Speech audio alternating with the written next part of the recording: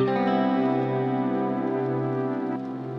मोमो चटनी, इसकी रेसिपी आइए हम देखते हैं। मोमो चटनी के लिए हमें चाहिए फ्रेंड्स थोड़े सा 2 टमाटर लिए हैं मैंने, 3 से 4 सूखी लाल मिर्ची, थोड़ा सॉल्ट, गार्लिक और यहाँ पे थोड़ा विनेगर, 2 टेबलस्पून करी।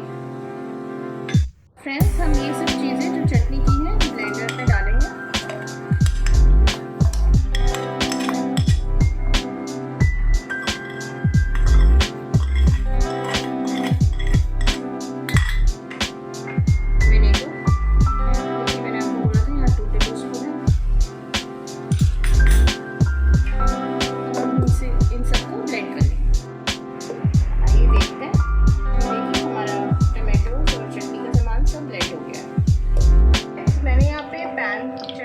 उसमें मैंने ऑयल डाला है 2 टेबलस्पून करीब।